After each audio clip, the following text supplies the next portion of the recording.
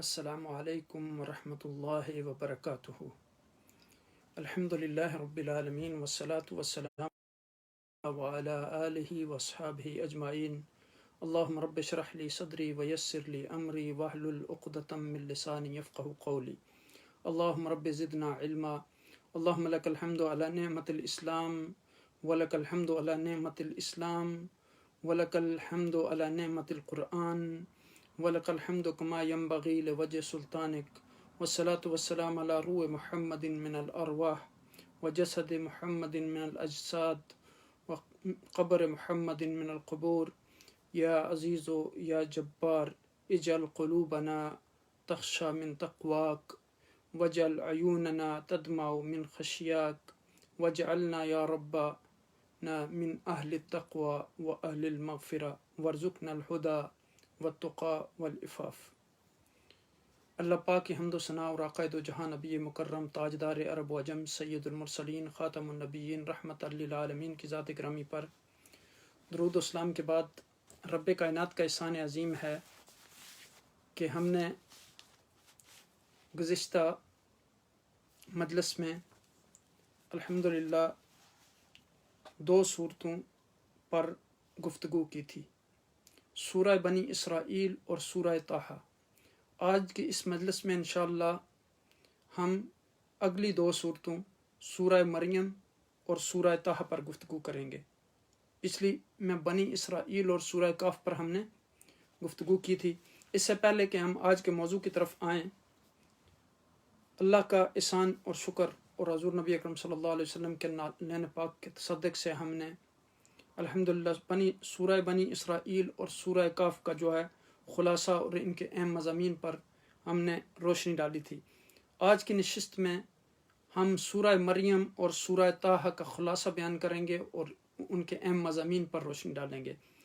اس سے پہلے کہ ہم ان مضامین کی طرف آئیں، ہم ان پہلی 2 صورتوں پر سرسری سا نظر ڈال لیتے ہیں۔ اب یہاں دیکھیں کہ یہاں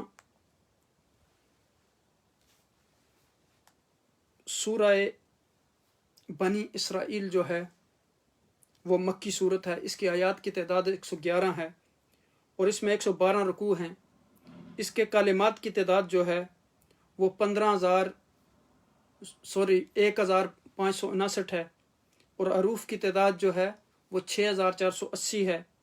اسی طرح اس سورہ مبارکہ کی تلاوت سے جو ہے 64800 ملتا ہے۔ پھر بنی اسرائیل کے معنی اسرائیل کے بیٹے کے ہیں۔ حضرت یعقوب علیہ السلام کا یہ لقب ہے۔ اس صورت میں بنی اسرائیل کا ذکر ہے۔ اس قوم کو ہدایت کے لیے تورات ملی، لیکن انہوں نے تورات کے احکامات پر عمل نہیں کیا، اس کو پس پشت ڈال دیا۔ تو مسلمانوں کو یہاں یہ نصیحت کی گئی کہ وہ یہود اور نصارہ کے طرز عمل پر نہ چلیں، کیونکہ انہوں نے اپنی کتاب سے غفلت برتی، تو آپ اپنی کتاب قرآن سے اور اپنے نبی سے غفلت نہ برتیں اور ان کا کہنا مانیں۔ پھر بنی اسرائیل کے تاریخی روایات کا ذکر سورہ کی ابتدا ہی میں مختصر طور پر ذکر کر دیا گیا اور بتایا گیا ہے کہ بنی اسرائیل کی طرف حضرت موسیٰ کو رسول بنا کر بھیجا گیا تھا، اور آپ اس طرح مدت دراز کے بعد جو اب ہے وہ عقائد و جہاں نبی اکرم صلی اللہ علیہ وسلم کو نبی بنا کر بھیجا جا رہا ہے، قرآن حکیم کتاب ہدایت دے کر۔ اور پھر آپ صلی اللہ علیہ وسلم کا مقام اور مرتبہ اور اس کو تمام نبیوں سے اعلیٰ و ارفع بنایا گیا، اور آپ کی خصوصیات میں سے جہاں بے شمار خصوصیات ہیں، اس سورہ مبارکہ میں آپ کے قصہ معراج کا ذکر کیا گیا کہ راتوں رات جو ہے عقائد و جہاں نبی اکرم صلی اللہ علیہ وسلم کو بیت المقدس کی زیارت کرائی گئی، پھر وہاں سے آسمانوں پر لے جایا گیا ان کو، اور اللہ سبحانہ و تعالیٰ نے جو ہے اپنی قدرت کے عجابات وہاں دکھائے۔ پھر یہاں اس صورت میں اللہ تعالیٰ نے خدا شناس ہونے کا طریقہ بتایا، معرفت کا طریقہ، یعنی واضح طور پر بتلایا گیا کہ کون سی چیز جو انسان کے فائدے کی ہے، کون سی چیز انسان کو نقصان پہنچانے والی ہے۔ پھر شیطان سے بچنے کا حکم دیا گیا کہ چونکہ شیطان عدو مبین ہے، دشمن ہے انسانوں کا، اس لیے اس سے بچ کے رہنا چاہیے، یہ ہمیشہ انسانوں کو اپنی چال میں پھنسانے کی کوشش کرتا ہے۔ پھر حضرت آدم علیہ السلام کے قصے کی طرف توجہ دلائی گئی کہ جب اللہ سبحانہ و تعالیٰ نے تمام فرشتوں کو حکم دیا کہ آدم علیہ السلام کو سجدہ کریں، تو تمام فرشتوں نے سجدہ کیا سوائے ابلیس کے، ابلیس نے انکار کیا، اس بات کا تذکرہ کیا گیا۔ پھر کہا گیا کہ رسول صلی اللہ علیہ وسلم کی اطاعت کرو. اس کے بعد اللہ کی خاص عبادت یعنی نماز ادا کرنے کا طریقہ بتایا گیا. اس صورت میں سب سے پہلی جو چیز سکھائی گئی وہ اللہ سبحانہ وتعالیٰ کی معرفت ہے. بہت سے لوگ جو ہوتے ہیں وہ اللہ سبحانہ وتعالیٰ کا اقرار کر لیتے ہیں لیکن صحیح طریقے سے اللہ سبحانہ وتعالیٰ کو پہچانتے نہیں. اس کی پہلی آیت جو ہے آپ دیکھیں سبحان الذی، اگرچہ یہاں واضح طور پر اللہ سبحانہ وتعالیٰ کا نام نہیں آیا لیکن سبحان جو صفت ہے یہ اللہ سبحانہ وتعالیٰ کی ہے، تو یہاں اس سے یہی سمجھ میں آتا ہے کہ یہاں مراد اللہ سبحانہ وتعالیٰ ہیں. تو یعنی اب دیکھیں کہ اس کی آخری آیت کریمہ جو الحمدللہ سے شروع ہو کر اللہ اکبر کے مفہوم پر ختم ہوتی ہے، اور بیچ کا سارا مضمون جو اس آیت سورہ مبارکہ کا ہے وہ یہ ہے کہ لا الہ الا اللہ. اب یہاں دیکھیں کہ یعنی لا الہ الا اللہ پر دلالت کرتا ہے. معلوم ہوا کہ اللہ سبحانہ وتعالیٰ کی معرفت کے لیے یہ کلمات جو ہیں سبحان اللہ، لا الہ الا اللہ، الحمدللہ یہ کافی ہیں. گویا یعنی سبحان اللہ، الحمدللہ، اللہ اکبر، لا الہ الا اللہ، اور یہی مفہوم جو ہے وہ لا حول ولا قوت الا باللہ کا ہے. گویا اس جو سورہ مبارکہ کا جو خلاصہ وہ یہ ہو جائے گا کہ سبحان اللہ، الحمدللہ، اللہ اکبر، لا الہ الا اللہ، ولا حول ولا قوت الا باللہ. تو اس کا انسان کو ذکر کرنا چاہیے تاکہ یہ جو چیز ہے انسان کے اچھی طرح اس کے دل و دماغ میں بیٹھ جائے. اللہ سبحانہ وتعالیٰ کی وحدانیت، اس کی توحید، اس کی الہیت، الوہیت، یہ سارے جو عقائد ہیں انسان کے اندر راسخ ہو جائیں تاکہ بار بار ان کلمات کو الحمدللہ، سبحان اللہ، اللہ اکبر، لا الہ الا اللہ، لا حول ولا قوت الا باللہ یہ ہمیں سکھایا گیا ہے صورت میں. پھر اگر سورہ کاف پر ہم نظر ڈالیں تو یہ مکی صورت ہے. اس کی آیات کی تعداد 110 ہے، اس کے رکوع 12 ہیں، اس کے کلمات کی تعداد 1583 ہے، اور اس کے حروف کی تعداد جو ہے وہ 6425 ہے. اس کی تلاوت سے اللہ سبحانہ وتعالیٰ کے اذن سے 64,250 نیکیوں کا ثواب ملتا ہے.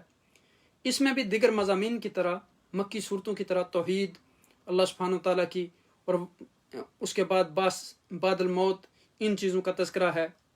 یہاں جو یہود تھے انہوں نے مشرکین کو کچھ سوال سکھائے کہ وہ نبی اکرم صلی اللہ علیہ وسلم سے پوچھیں. چونکہ انہوں نے مشرکین نے کہا کہ محمد صلی اللہ علیہ وسلم نبوت کا دعویٰ کرتے ہیں، تو انہوں نے کہا کہ ان سے پوچھو کہ روح اللہ کون ہے.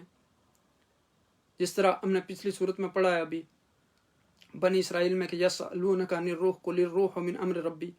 پھر کہا کہ یہ بتائیں کہ وہ کون سے لوگ تھے جن کو زندہ اٹھا لیا گیا اور وہ ابھی تک بھی زندہ ہیں اور غائب ہیں. پھر کہا کہ اس شخص کے بارے میں بتائیں جس نے پوری دنیا کے ایک سرے سے دوسرے سرے تک سیر کی. تو عقائد و جہاں نبی کہ میں آپ کو کل بتاؤں گا. پھر وہی آنے میں تھوڑی دیر ہو گئی، آپ وہی کا انتظار کر رہے تھے صلی اللہ علیہ وسلم. تو پھر کفار نے جب بات چیت کرنا شروع کر دی، آقا دو جہاں نبی اکرم صلی اللہ علیہ وسلم اللہ سبحانہ تعالیٰ کی طرف متوجہ ہوئے. تو پھر جب وہی آئی تو آپ کو سارے سوالوں کے وہی کے ذریعے سارے سوالوں کے جوابات آگاہ کر دیے گئے جو اس صورت میں موجود ہیں. کل ہم نے اس پہ تفصیل سے بات کی تھی. پھر یعنی اس میں قصے 3 جو ہیں وہ بیان کیے گئے. جس طرح پہلا قصہ اصحاب کاف کا ہے، پھر دوسرا قصہ حضرت موسیٰ اور حضرت خضر کا ہے. بڑی تفصیل سے ہم نے اس پر گفتگو کی تھی کل کہ کس طرح حضرت موسیٰ علیہ السلام کو نے حضرت خضر علیہ السلام کو کہا کہ میں آپ کے ساتھ رہنا چاہتا ہوں. پھر وہ ان نے ان شرائط پر ان کو قبول کیا کہ آپ کوئی سوال مجھ سے نہیں پوچھیں گے. پھر وہ جب راستے میں چلے تو وہاں جب یعنی انہوں نے کشتی میں سوار ہوئے تو کشتی والے نے کرائے کے بغیر ان کو کشتی میں سوار کیا، تو انہوں نے کشتی کا پھٹا جو ہے وہ توڑ دیا. حضرت موسیٰ بول پڑے. پھر دوسری جگہ پہ گئے، ایک بچے کو قتل کر دیا. پھر حضرت موسیٰ بول پڑے. پہلی دفعہ کہا کہ میں نے تمہیں کہا تھا کہ تم صبر نہیں کر سکو گے. دوسری دفعہ کہا کہ اب نہیں کروں گا. پھر دوسری دفعہ بول پڑے، کہا کہ اب جو ہے یعنی پھر تم بول پڑے ہو. پھر حضرت موسیٰ نے کہا کہ اب اگر میں بولا تو پھر ہمارا راستہ جدا ہو جائے گا. تیسری مرتبہ جب وہ دیوار تعمیر کرنے لگے، اس گاؤں کے لوگ جو تھے انہوں نے ان کو کھانا بھی نہیں دیا. تو حضرت موسیٰ نے پھر کہا کہ اگر آپ ان سے اجرت لے لیتے تو بہتر تھا، آپ نے ایسے مفت میں دیوار بنا دی ہے. تو پھر اس وقت انہوں نے کہا کہ اب ہمارا راستہ جدا ہے. تو یہ چیزیں پھر آخر میں اس میں حضرت آدم علیہ السلام کو سجدہ کرنے کا حکم اور ابلیس کا انکار یہ بھی اس میں یعنی موجود ہے. اب دیکھیں کہ یہ جیسے میں نے عرض کیا تھا جب ہم سورہ یوسف پڑھ رہے تھے کہ سورہ یوسف واحد ایک سورت میں پورا قصہ ہے، باقی کو مختلف صورتوں سے ملا کے جو ہے وہ ملتے ہیں۔ اب ہم آتے ہیں آج کے موضوع کی طرف۔ آج ہمارا موضوع سورہ مریم اور سورہ طٰہٰ ہے۔ اعوذ باللہ من الشیطان الرجیم، بسم اللہ الرحمن الرحیم۔ کاف ہا یا عین صاد، ذکر رحمت ربک عبدہ زکریا اذ نادى ربہ نداء خفیا قال رب انی وعن العظم منی واشتعل الراس شیبا ولن اکن بدعائک رب شقیا وانی خفت الموالی من ورائی وکانت امراتی عاقر فہب لی من لدنک ولیا یرثنی ویرث من آل یعقوب واجعلہ رب ردیا یا زکریا انا نبشرک بغلام اسمہ یحییٰ لم نجعل له من قبل سمیا قال رب انا یکون لی غلام وکانت امراتی عاقر وقد بلغت من الکبر عتیا قال كذلك قال ربك هو علي هين وقد خلقت من قبل ولم تك شيئا۔ اب دیکھیں ہم نے یعنی جیسے میں نے عرض کیا یہی آیات اب دیکھیں کہ پیچھے ہم نے پڑھی تھی کہ ان اللہ اصطفیٰ آدم و نوحا و آل ابراہیم و آل عمران علی العالمین ذریۃ بعضها من بعض واللہ سمیع علیم اذ قالت امرأة عمران رب انی نذرت لك ما في بطني محررا فتقبل مني انك انت السميع العليم فلما وضعتها قالت رب انی وضعتها انثى والله اعلم بما وضعت وليس الذكر كالانثى واني سميتها مريم واني اعيذها بك وذريتها من الشيطان الرجيم۔ یہ سورہ آل عمران کی آیات ہیں۔ تو اس طرح قصہ جو حضرت مریم کا ہے وہ مختلف جگہوں سے ملا کے اکٹھا جب آپ سمجھنے کی کوشش کریں گے تو آپ کو سمجھ آئے گی۔ یہاں پھر فرمایا فتقبلها ربها بقبول حسن وانبتها نباتا حسنا وكفلها زكريا كلما دخل عليها زكريا المحراب وجد عندها رزقا قال يا مريم ان لك هذا قالت هو من عند الله ان الله يرزق من يشاء بغیر حساب۔ پھر آگے فرمایا هنالك دعا زكريا ربه قال رب هب لي من لدنك ذرية طيبة انك سميع الدعاء فنادته الملائكة وهو قائم يصلي في المحراب ان الله يبشرك بيحيى مصدقا بكلمات من الله سيدا وحصورا ونبيا من الصالحين قال رب ان يكون لي غلام وقد بلغني الكبر وامرأتي عاقر قال كذلك الله يفعل ما يشاء قال رب اجعل لي آية قال آيتك ألا تكلم الناس 3 أيام إلا رمزا واذكر ربك كثيرا وسبح بالعشي والإبكار۔ اب یہاں دیکھیں کہ اگر آپ غور کریں تو دیکھیں کہ امرات عمران تھی جو حضرت مریم علیہ السلام کی والدہ تھی۔ آپ نے دعا مانگی۔ روایت میں آتا ہے کہ آپ ایک دن دیکھا انہوں نے کہ ایک چڑیا جو تھی یا کوئی پرندہ تھا وہ اپنے بچے کو کھانا کھلا رہا تھا، تو ان کے دل میں اپنے ہاتھ بلند کیے اور رب کائنات سے دعا مانگی کہ یا الہی مجھے جو ہے وہ اولاد دے اور میں اس اولاد کو تیرے نام پہ قربان کر دوں گی۔ اذ قالت امرأة عمران رب انی نذرت لك ما في بطني محررا فتقبل مني انك انت السمیع العلیم۔ اب یہاں دیکھیں کہ انہوں نے کہا کہ یا الہی میں اس کو نظر مانتی ہوں۔ اب دیکھیں کہ بڑھاپے کی عمر میں یہ ہوتا ہے کہ انسان سمجھتا ہے کہ اب اولاد میری خدمت کرے گی، میری سہارا بنے گی، میری رات کا سامان بنے گی، لیکن یہاں انہوں نے کہا کہ یا اللہ میں اس بڑھاپے کی عمر میں بھی مجھے اولاد عطا کر، تو میں جو ہے وہ تیرے راستے میں اس کو قربان کر دوں گی۔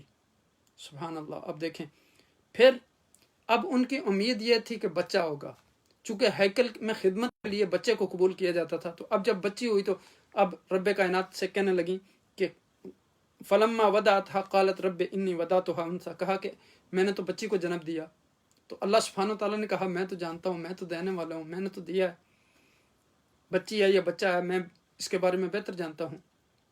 اور جو اللہ سبحانہ وتعالیٰ ان سے کام لینا چاہتے تھے وہ ایک بچی کر سکتی تھی، ایک عورت ہی کر سکتی تھی۔ ہر بندے کی اپنی اپنی فیلڈ ہوتی ہے، کچھ کام مرد کر سکتے ہیں وہ عورتیں نہیں کر سکتی، کچھ عورتیں کرتی ہیں وہ مرد نہیں کر سکتے، تو بچہ جو ہے وہ عورت ہی پیدا کرتی ہے۔ اب یہاں دیکھیں کہ پھر انہوں نے کہا کہ یا الہی جو عورت ہوتی ہے بچی ہوتی ہے وہ لڑکے کی طرح نہیں ہوتی، تو پھر کہا کہ واللہ عالم بما وضعت، یعنی اللہ سبحانہ تعالیٰ جانتے ہیں جو بھی اس نے جنا ہے۔ پھر کہا کہ وَإِنِّي سَمَّيْتُهَا مریم۔ ان آیات پر غور کریں ذرا، کہا کہ میں نے نام بھی मरियम रखा उसका। व इन्नी उईज़ुहा बिका व ज़ुर्रियतहा मिनश शैतानिर रजीम, अल्लाह इसको भी मैं तुम्हारी पनाह में देती हूँ और इसको इसकी औलाद को भी तेरी पनाह में देती हूँ। फिर फरमाया फ़तक़ब्बलहा रब्बुहा बिक़बूलिन हसन, अल्लाह सुब्हानहु व तआला ने उनको कबूल फरमा लिया और बहुत अच्छे तरीके से कबूल फरमाया। व अम्बतहा नबातन हसनन, फिर उनकी तरफ तरबियत बड़े अच्छे तरीके से की। हज़रत ज़करिया अलैहिस्सलाम को उनका कफ़ील बनाया। यानी अब देखें कि जब मरियम अलैहिस्सलाम को हैकल में लेके गए तो अब मुख्तलिफ आरा हो गई। पहले तो वो कबूल करने के लिए तैयार नहीं थी, फिर उनकी वालदा ने उनको कुछ ख्वाब सुनाए। जब ख्वाब सुनाए तो फिर उन सब के दिल में मोहब्बत पैदा हुई। हर बंदा ये चाहता था कि अब मैं इसका कफ़ील बनूँ। तो फिर जब फैसला ये हुआ कि कुरा किया जाए, जब कुरा डाला गया तो वो हज़रत ज़करिया अलैहिस्सलाम के नाम निकला, फिर वो उनके कफ़ील बने। अब ज़करिया अलैहिस्सलाम जब वहाँ जाते थे तो हर मरतबा देखते थे कि मरियम अलैहिस्सलाम के पास तरह तरह के फल हैं, तो वो उनसे पूछते कि ये कहाँ से आया। अब देखें आगे फरमाया गया कुल्लमा दखल अलैया ज़करिया अलमिहराब वजद इंदहा रिज़्क़ा क़ाल या मरियम अन्ना लकी हाज़ा क़ालत हुवा मिन इंदिल्लाह। अल्लाहु अकबर। नबी हैं ये और उनकी कफ़ालत कर रहे हैं और उनसे पूछते हैं कि ये रिज़्क़ कहाँ से आता है, यहाँ तो कोई बंदा नहीं, इंसान नहीं कोई। तो उनका जवाब देखें, यानी इन लोगों का तवक्कल अल्लाह की ज़ात पर कैसा। कहा क़ालत हुवा मिन इंदिल्लाह, उन्होंने कहा ये अल्लाह की तरफ से। इन्नल्लाह यर्ज़ुक़ु मन यशाअ बिग़ैरि हिसाब, अल्लाह सुब्हानहु व तआला जिसे चाहें उसको देते हैं। ये सूरह आल इमरान की आयत को मैं इसलिए दोबारा पीछे हम गए हैं सूरह मरियम से, ताकि हम किस्से को सही तरीके से समझ सकें। अब देखें कि फिर जब उन्होंने देखा कि अल्लाह सुब्हानहु व तआला ने उनको तरह तरह की नियामतें दी, फल दिए, ये सारी चीज़ें दी और वहाँ कोई चीज़ नहीं है, और अल्लाह सुब्हानहु व तआला अगर एक औरत को ये सारी नियामतें अता कर सकता है, उनके दिल में भी औलाद की ख्वाहिश पैदा हुई। हुनालिका दआ ज़करिया रब्बह क़ाल रब्बि हब ली मिन लदुनका ज़ुर्रियतन तय्यिबा इन्नका समीउ दुआ।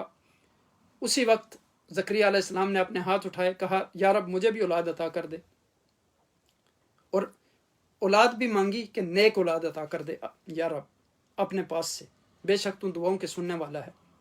फिर क्या हुआ, अल्लाह सुब्हानहु व तआला ने उनकी दुआ सुन ली। फनादतहुल मलाइकतु व हुवा क़ाइमुन युसल्ली फिल महराब अन्नल्लाह युबश्शिरुका बियहया मुसद्दिक़न बिकलिमातिन मिनल्लाहि व सय्यदन व हुसूरन व नबिय्यन मिनस सालिहीन। दुआ कबूल हो गई, फरिश्तों ने आके बशारत दी। वो मेराब में नमाज पढ़ रहे थे, उन्होंने कहा कि अल्लाह सुब्हानहु व तआला आपको यहया की बशारत देते हैं। नाम भी अल्लाह सुब्हानहु व तआला ने रखा।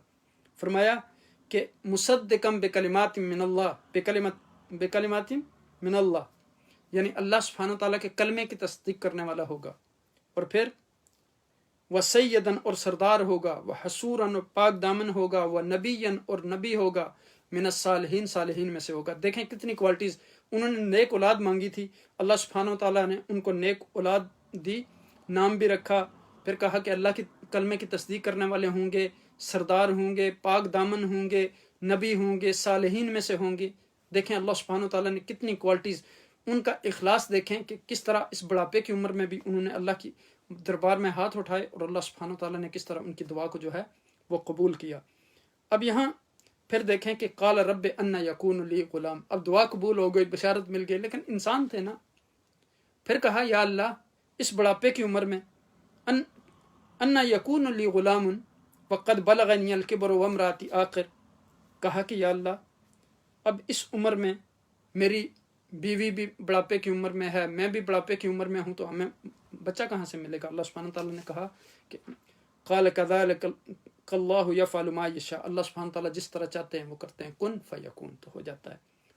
फिर हज़रत ज़करिया अलैहिस्सलाम ने पूछा क़ाल इजअल ली आया, क़ाल आयतुका अल्ला तुकल्लिमन नास सलासता अय्यामिन इल्ला रमज़ा वज़कुर रब्बका कसीरन वसब्बिह बिल अशी वल इब्कार। कहा कि यार अब कोई निशानी बता दे, जब बच्चा होने वाला होगा तो मुझे कैसे पता चलेगा। कहा कि तुम निशानी ये है कि 3 दिन तुम लोगों से गुफ्तगू नहीं कर सकोगे, इशारों के साथ बात करोगे। तो ऐसे वक्त में फिर अल्लाह के ज़िक्र की कसरत करना, सुबह शाम अल्लाह के ज़िक्र करना, तस्बीह बयान करना। तो फिर आगे यानी हम दोबारा फिर इन्हीं आयात की तरफ वापस आते हैं। आगे फिर हज़रत मरियम का किस्सा शुरू होता है वहाँ से, चूँकि यहाँ सूरह मरियम में पहले जो है वो ये किस्सा जिक्र किया गया है हज़रत ज़करिया अलैहिस्सलाम का। अब यहाँ देखें कि हज़रत ज़करिया अलैहिस्सलाम की तमन्ना और दुआ, यानी नबूवत का वो इल्म जो इब्राहीम अलैहिस्सलाम के घराने की ख़ास चीज़ है, अब पूरी कौम में کوئی وارث نظر نہیں آتا ان کو، اس لیے وہ اللہ سے دعا کرتے ہیں کہ اے اللہ میرے علم کا کسی کو وارث بنا دے۔ بیٹے کی بشارت جو ہے حضرت زکریا علیہ السلام کی دعا قبول ہوئی۔ ایک دن وہ حجرے کے اندر حضور خداوندی میں کھڑے تھے کہ فرشتے نے بیٹے کی بشارت دی، اس کا نام یحییٰ بتلایا۔ اللہ کے فرشتے نے اس بچے کی کچھ صفات بھی بیان کی کہ اقام الہی کی تصدیق کرنے والا ہوگا۔ یہاں مراد یہ ہے کہ عیسیٰ علیہ السلام کی وہ تصدیق کریں گے کہ وہ اللہ کے نبی ہیں، اور پھر وہ پاک دامن ہوگا، پاک باز ہوگا، عورت کے قریب نہ جائے گا، وہ اللہ تعالیٰ کا نبی ہوگا، نہایت صالح اور انتہائی پاکیزہ ہوگا۔ نیک بندوں کو نیک اولاد اللہ سبحانہ وتعالیٰ عطا کرتے ہیں۔ یعنی ان آیات سے ہمیں یہ سبق ملتا ہے کہ اللہ سبحانہ وتعالیٰ کے ہاں جب بھی انسان اخلاص کے ساتھ اس سے مانگتا ہے تو وہ عطا کرتا ہے۔ پھر اس مقام پر دیکھیں جب مریم علیہ السلام کو وافر مقدار میں رزق دیکھا تو ان کے دل میں بھی یہ خواہش پیدا ہوئی کہ میری بھی اولاد ہو۔ تو اب یعنی اس کے بعد ان کا ہر انسان کی بھی خواہش تھی کہ اب ہماری پورے خاندان ربہ قال رب هب لي من لدنك ذرية طيبة إنك سميع دعاء فنادته الملائكة وهو قائم يصلي في المحراب أن الله يبشرك بيحيى مصدقا بكلمة من الله وسيدا وحصورا ونبيا من الصالحين۔ یہاں یہ حال دیکھ کر زکریا نے اپنے رب کو پکارا، پروردگار اپنی قدرت سے مجھے نیک اولاد عطا کر، تو ہی دعا سننے والا ہے۔ پھر ان کی یہ دعا جو ہے وہ قبول ہوئی۔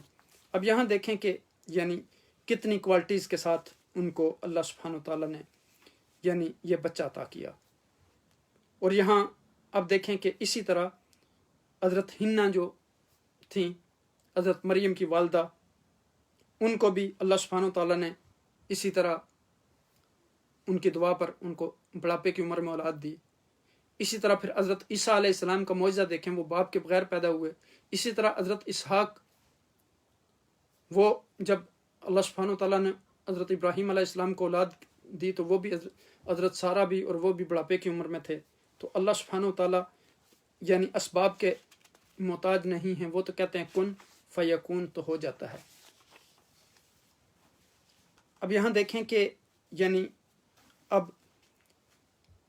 زکریا ایک بوڑھے آدمی ہیں، بیوی بھی یعنی جوانی کی عمر میں بھی وہ بانجھ تھی، تو اب ان کو یعنی اللہ سبحانہ تعالیٰ سے پوچھتے ہیں کہ کیسے یہ اولاد ہوگی۔ تو اللہ سبحانہ تعالیٰ نے کہا کہ اللہ سبحانہ تعالیٰ جسے اولاد دینا چاہیں وہ دے سکتے ہیں، اس کے خزانے میں کوئی کمی نہیں ہے، وہ کسی سبب کا محتاج نہیں ہے۔ پھر آپ دیکھیں کہ یعنی جو حضرت مریم تھی ان کو پھر حضرت زکریا علیہ السلام نے ان کی کفالت کی، ان کی تربیت کی۔ پھر کئی سال گزر گئے، پھر یعنی فرشتہ آیا، پھر ان کو حمل ہوا۔ جب فرشتہ آیا تو انہوں نے فرشتے سے پناہ مانگی کہ میرے قریب تو کوئی شخص آیا نہیں ہے، تو انہوں نے کہا کہ میں اللہ کا فرشتہ ہوں، میں اللہ کے حکم سے آیا ہوں اور میں آپ کو بیٹے کی بشارت دینے کے لیے آیا ہوں۔ اب جب وہ حاملہ ہوئیں تو سخت یعنی انسان ہونے کے تقاضے، یعنی نہ ان کی شادی ہوئی تھی، خامد نہیں تھا، اب وہ پریشان تھی۔ اللہ سبحانہ تعالیٰ کی طرف سے وحی آئی کہ آپ مطمئن رہیں، ہر چیز اللہ سبحانہ تعالیٰ کے اوپر چھوڑ دیں، اس کے اوپر توکل کریں تو ساری چیزیں جو ہیں وہ درست ہو جائیں گی۔ اب یہاں دیکھیں کہ یعنی ان آیات کے بعد اگر ہم دوبارہ پھر انہی آیات کی طرف واپس آئیں، سورہ مریم کی جو آیات ہیں، کہا کہ ذکر رحمت ربک عبدہ زکریا اذ نادى ربہ نداء خفیا، یہ وہی ہے وہاں جو ہنالک دعا زکریا، یہاں کہا کہ اذ نادى ربہ نداء خفیا، یعنی وہی دعا جو کی اپنی اولاد کے لیے۔ قال رب انی وعن العظم منی واشتعل الراس شیبا ولم اکن بدعائک رب شقیا۔ وہاں کیا کہا؟ وہاں کہا انا یکون لی غلام وقد بلغنی الکبر وامراتی عاقر۔ تو یہاں کہا قال رب انی وعن العظم منی واشتعل الراس شیبا ولم اکن بدعائک رب شقیا، کہا کہ اے میرے پروردگار میری ہڈیاں کمزور ہو گئیں، میرے بالوں میں سفیدی پھیل گئی، اور اس سے قبل کبھی آپ سے مانگنے میں اے میرا رب میں ناکام نہیں ہوا۔ توکل دیکھیں کتنا ہے، کہا کہ یا رب میں ہر موقع پر تو نے میری دعا قبول کی ہے، تو اب بھی میں تجھی سے دعا کر رہا ہوں تو تو دعا قبول کرنے والا ہے۔ اب یہاں دیکھیں کہ انی خفت الموالی من ورائی وکانت امراتی عاقرہ फ़हबली मिन लदुनका वलिया यरिसुनी व यरिसु मिन आल याक़ूब वजअलहु रब्बी रदिया। फरमाया कि मैं अपने बाद रिश्तेदारों की तरफ से अंदेशा रखता हूँ और मेरी बीवी भी बांझ है, अब मुझको अपने पास से एक जो है वली अता कर दे, मददगार, यानी यारिसुनी जो मेरा वारिस हो, व यारिसु मिन आल याक़ूब और आल याक़ूब जो याक़ूब अलैहिस्सलाम की औलाद है उनका भी वारिस हो, वजअलहु रब्बी रदिया, और जो ए मेरे रब अपना पसंदीदा भी उसे बना दे। फिर अब देखें कि यहाँ आगे फरमाया गया कि बिग़ुलामिन इस्मुहु यहया लम नजअल लहू क़ब्ल समिया। फरमाया कि ज़करिया हम तुमको एक फ़र्जंद की खुशखबरी देते हैं जिसका नाम यहया है कि इसके कबल हमने किसी को इसका हम सिफ्त न बनाया, कि क़ब्ल समिया यानी इससे पहले उस जैसी सिफ्त जैसा हमने कोई इंसान और बनाया नहीं है।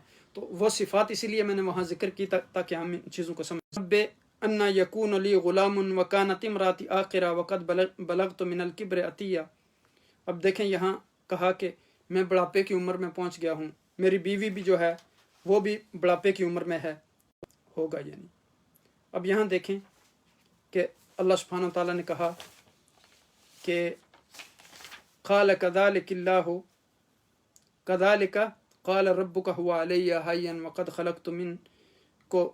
ख़लक़तुका मिन क़ब्ल व लम तक शैय्या क़ाल रब्बि इजअल ली आया क़ाल आयतुका अल्ला तुकल्लिमन नास सलासत लयालिन सविया। वहाँ सलासत अय्याम आया, यहाँ सलासत लयाली आया, यानी वहाँ 3 दिन का तज़किरा था और यहाँ 3 रातों का तज़किरा है। तो अब यहाँ देखें कि यानी मालूम हुआ कि 3 दिन और 3 रातें। तो यहाँ आप देखें कि फिर कहा अल्लाह सुब्हानहु व तआला ने कि मेरे लिए तो ये कोई मुश्किल नहीं है औलाद अता करना। तो यहाँ फिर उन्होंने फिर निशानी मांगी, तो निशानी ये बताई कि 3 रातें जो है तुम बात नहीं कर सकोगे, यानी किसी से इशारों के ज़रिए बात करोगे। तो फिर अल्लाह का जिक्र जैसे वहाँ बताया गया कि कसरत के साथ करें और अल्लाह की तरफ रजू करें। तो यहाँ अब देखें कि अब हम आते हैं इस सूरा के तारफ़ की तरफ। सूरह मरियम जो है ये तरतीब के लिहाज से कुरान हकीम की सूरतों में से 19वीं सूरत है। ये सूरा भी मक्का मुकरमा में नाजिल हुई और उसके इब्तदाई ज़माना में नाजिल हुई। इसमें 58 आयात हैं और 6 रुकू। इसके कलिमात की तादाद 972 है और हरूफ की तादाद 3885 है। इस सूरह मुबारका की तिलावत से 52,880 नेकियों का अजर मिलता है अल्लाह सुब्हानहु व तआला के हुक्म से। अब देखें कि सूरह ताहा के बारे में जो है वो हम बाद में इंशाल्लाह गुफ्तगू करेंगे। यहाँ जब कुफार मक्का ने यानी इनकार कर दिया हुज़ूर नबी अकरम सल्लल्लाहु अलैहि वसल्लम को रसूल मानने से और तरह तरह के बहाने तराशे, तो फिर बार बार अल्लाह सुब्हानहु व तआला ने उनको मुख्तलिफ़ रसूलों के किस्से बयान करके उनको बताया कि ये कोई नई बात नहीं है कि हुज़ूर नबी अकरम सल्लल्लाहु अलैहि वसल्लम नबी बनकर आ गए। इससे पहले आदम अलैहिस्सलाम भी नबी बनकर आए, ज़करिया भी आए, यहया भी आए, याक़ूब अलैहिस्सलाम भी आए, यूसुफ़ अलैहिस्सलाम भी आए, बेशुमार अंबिया आए इससे पहले भी।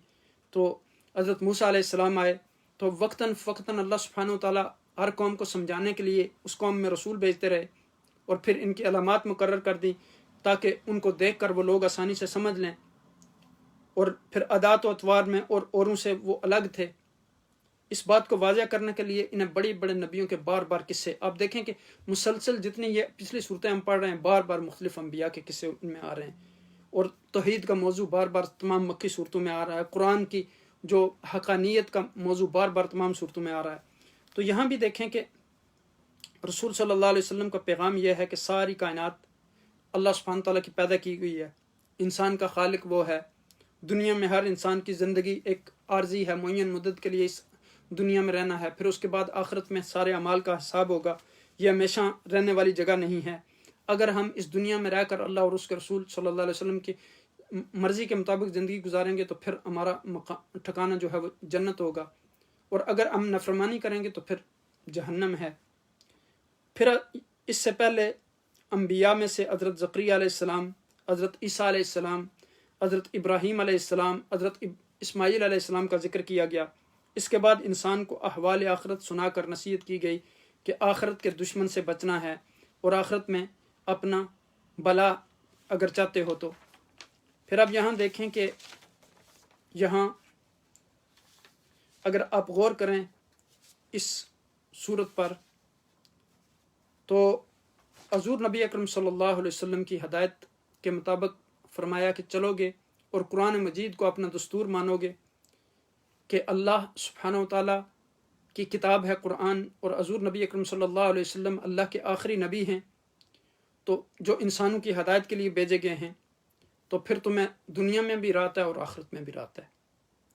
اور اگر اس دنیا میں لڑائی جھگڑے کرو گے، خوف ہراس پھیلاؤ گے، فتنہ اور فساد کرو گے، اللہ کے احکامات پر عمل نہیں کرو گے، تو پھر تمہارا ٹھکانہ جو ہے وہ جہنم ہے۔ اس طرف توجہ دلائی گئی کہ رحمت کا ظہور کبھی اس طرح بھی ہوتا ہے کہ کوئی اللہ تعالیٰ پر یقین رکھنے والا انسان جو ہے وہ اسباب سے نظر ہٹا کر صرف اللہ تعالیٰ کی طرف متوجہ ہوتا ہے، جس طرح زکریا علیہ السلام یہاں اللہ کی طرف متوجہ ہوئے، جس طرح حضرت حنا بنت یعقوز جو مریم علیہ السلام کی والدہ محترمہ تھیں، وہ جس طرح اللہ تعالیٰ کی طرف متوجہ ہوئیں اور اللہ سے دعا مانگی، جس طرح حضرت ابراہیم علیہ السلام نے اللہ سبحانہ تعالیٰ سے دعا مانگی، تو یہاں اللہ سبحانہ تعالیٰ انسان جو ہیں وہ سبب کے محتاج ہوتے ہیں، ذرائع کے محتاج ہوتے ہیں، لیکن اللہ سبحانہ تعالیٰ ان چیزوں سے ماورا ہے، وہ صرف یہ کہتا ہے کن تو فیکون ہو جاتا ہے۔ جس طرح یہ سارے معجزات آپ کے سامنے ہیں، پیچھے ہم نے بے شمار بنی اسرائیل کے حوالے سے اتنے معجزات پڑھے۔ تو پھر آپ دیکھیں یہاں کہ یہاں حضرت عیسیٰ علیہ السلام کی یعنی یہاں ولادت ہوتی ہے بغیر باپ کے، کتنا بڑا معجزہ ہے۔ تو چونکہ انسان جو ہے وہ انسان ہوتے ہوئے اس کے وہم و گمان میں یہ نہیں ہے کہ بغیر اسباب کے بھی کوئی چیز ہو سکتی ہے، چونکہ ہماری تو اتنی کیپیسٹی ہے نا، لیکن اللہ سبحانہ و تعالیٰ ہر چیز پر قادر ہیں۔ وہ تو یعنی حضرت آدم علیہ السلام کو بغیر باپ اور بغیر ماں کے بھی پیدا کر سکتے ہیں، وہ حضرت عیسیٰ علیہ السلام کو بغیر باپ کے بھی پیدا کر سکتے ہیں، وہ حضرت زکریا علیہ السلام کو بڑھاپے کی عمر میں بچہ دے سکتے ہیں، وہ حضرت حنا بنت یعقوز کو حضرت مریم بڑھاپے کی عمر میں عطا کر سکتے ہیں، وہ حضرت ابراہیم علیہ السلام اور حضرت سارہ کو بڑھاپے کی عمر میں اولاد عطا کر سکتے ہیں۔ اس لیے یہاں فرمایا گیا کہ بہت ساری جنت اور دوزخ کا تذکرہ کرنے کے بعد حضور نبی اکرم صلی اللہ علیہ وسلم کو فرمایا کہ آپ کو بہت ساری غیب کی خبریں اللہ سبحانہ تعالیٰ نے عطا فرمائی ہیں۔ اب جو یہاں اگر آپ غور کریں تو اگر انسان دنیا کی مادیت میں پھنس کر رہ جائے تو پھر وہ آخرت سے اس کی توجہ ہٹ جاتی ہے۔ یہاں بار بار ان صورتوں میں آخرت کی طرف توجہ مرکوز کروانے کی ہدایت کی گئی، حکم دیا گیا کہ دنیا یعنی دنیا کو اپنا پکا ٹھکانہ نہ بنا لو، یہ عارضی رہنے کی جگہ ہے، پکا ٹھکانہ تمہارا جنت ہے، اس دنیا میں تمہیں تیاری کرنے کے لیے بھیجا گیا ہے، تو تمہارے اچھے اعمال جو ہے وہ تمہیں جنت میں لے جائیں گے، اور اس کے بعد ان سارے اچھے اور برے اعمال کا حساب ہوگا قیامت والے دن، تو اس کے لیے تیاری کرو۔ جب سب اللہ سبحانہ تعالیٰ کے سامنے حاضر ہوں گے، ان کو ایک میدان میں جمع کر دیا جائے گا اور رب نفسی نفسی سب کہہ رہے ہوں گے، اس دن بھی عقائد و جہاں نبی اکرم صلی اللہ علیہ وسلم رب امتی امتی کہہ رہے ہوں گے۔ اب دیکھیں کہ پھر یہاں یہ بتایا گیا کہ اعمال جو انسان کے ہیں وہ اس کے کام آئیں گے، اچھے اعمال، اس لیے انسان کو اچھے اعمال کرنے چاہیے۔ پھر سورہ مریم میں 11 انبیاء علیہ السلام کا تذکرہ ہے، 3 انبیاء علیہ السلام کا تذکرہ تفصیل سے ہے، جس طرح حضرت یحییٰ علیہ السلام کی ولادت اللہ نے زکریا علیہ السلام اور ان کی اہلیہ کو بڑھاپے کی عمر میں جیسے نبوت سے بھی ان کو سرفراز فرمایا۔ پھر اس کے بعد جو ہے اب یہاں دیکھیں کہ حضرت عیسیٰ علیہ السلام کی ولادت اللہ تعالیٰ نے حضرت عیسیٰ علیہ السلام کو بغیر باپ کے پیدا فرمایا اور انہیں بچپن میں ہی بولنے کی قوت بھی عطا کی۔ اب دیکھیں کہ جب مریم علیہ السلام کے ہاں ولادت ہوئی تو آپ اپنے جب گاؤں میں گئیں بچے کو لے کر، تو اب انہوں نے نعوذ باللہ ان پر طرح طرح کے الزامات لگائے، اور جب الزامات لگائے تو وہ خود جو ہیں انہوں نے پھر بول پڑے اور اپنی والدہ کا دفاع کیا۔ تو اب یہاں دیکھیں کہ انہوں نے کہا کہ انی عبداللہ، میں عبداللہ ہوں، اللہ کا بندہ ہوں۔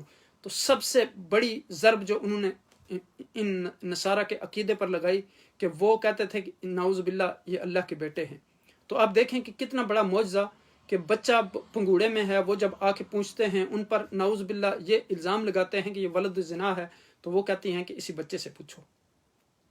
تو پھر وہ کہتے ہیں کہ وہ بول پڑتے ہیں پھر اور کہتے ہیں کہ میں اللہ کا بندہ ہوں، اللہ سبحانہ تعالیٰ نے مجھے یعنی مبارک بنا کے اس دنیا میں بھیجا ہے، میں اپنے والدین کا جو ہے اطاعت کرنے والا ہوں، میں شقی نہیں ہوں۔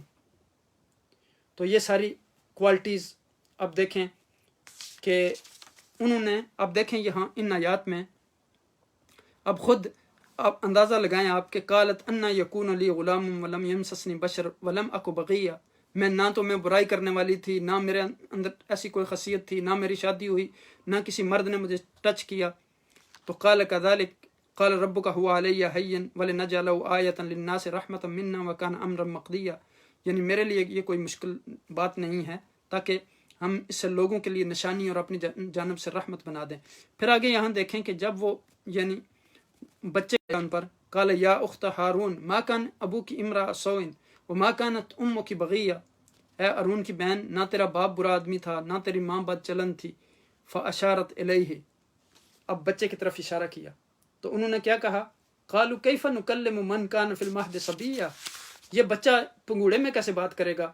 قال انی عبد اللہ اتانی الکتاب وجعلنی نبیا، کہا کہ بچہ اب بول پڑا، کہا کہ بے شک میں اللہ کا بندہ ہوں، اللہ سبحانہ تعالیٰ نے مجھے کتاب دی ہے، مجھے نبی بنایا ہے۔ وجعلنی مبارکن اینما کنت واوصانی بالصلاۃ والزکاۃ ما دمت حیا، کہا کہ میں جہاں کہیں بھی رہوں اللہ سبحانہ تعالیٰ نے مجھے یہ حکم دیا ہے کہ میں نماز قائم کروں، زکوٰۃ دوں جب تک میری زندگی ہے۔ پھر کہا کہ وہ برم بوالدتی ولم یجعلنی جبارا شقیا، اور اپنی والدہ کے ساتھ جو ہے وہ میں نیک سلوک کرنے والا ہوں، اس نے مجھے سرکش اور بدبخت نہیں بنایا۔ پھر فرمایا والسلام علی یوم ولدت و یوم اموت و یوم ابعث حیا، کہا کہ سلامتی ہو اس دن پر جس دن میری ولادت ہوئی، سلامتی ہو اس دن پر جس دن میرا وصال ہوگا، اور سلامتی ہو اس دن پر جس دن میں زندہ اٹھایا جاؤں گا۔ تو یہ تھا ان کا یعنی جواب حضرت عیسیٰ علیہ السلام کا۔ اور حضرت عیسیٰ علیہ السلام کو اللہ سبحانہ تعالیٰ نے بولنے کا اتنا فن دیا تھا کہ ہیکل کے تمام لوگ جب وہ بولتے تھے تو وہ خاموش ہو جاتے تھے۔ جب آپ نے یہودیہ کی بستیوں میں دعوت دینا شروع کر دی تو سب یہود بار بار پوچھتے تھے۔ آپ تصور کریں کہ ایک وہ بچہ کہ جس کے اوپر لوگوں نے یہ الزام لگایا ہوا ہو کہ یہ نعوذ باللہ ولد الزنا ہے، اور پھر وہ یہود کے اندر جا کے دعوت دے رہا ہے، لیکن کسی کی یہ جرت نہیں ہوتی تھی۔ روایات میں آتا ہے کہ حضرت عیسیٰ علیہ السلام کے سامنے کہ ان کے سامنے کوئی ان کی مخالفت کر سکے، پیچھے لوگ باتیں کرتے رہتے تھے، لیکن اتنا رعب و دبدبا تھا جب بولتے تھے تو اللہ سبحانہ تعالیٰ نے ان کو بڑی کوالٹیز دی تھی۔ اب یہاں اب دیکھیں کہ حضرت عیسیٰ علیہ السلام کی ولادت کے حوالے سے ہم نے یہ گفتگو کی۔ اب اس کے بعد پھر حضرت ابراہیم علیہ السلام کی طرف قصہ ان کا بیان کیا جاتا ہے کہ اپنے والد کو انہوں نے دعوت دی کہ شرک نہ کریں، اللہ نے مجھے علم دیا ہے، میری بات مان لیں، شیطان کی بات نہ مانیں، وہ اللہ کا نافرمان ہے، اس کی مانیں گے تو اللہ تعالیٰ کا عذاب آئے گا۔ پھر باقی 8 انبیاء کرام علیہ السلام، یعنی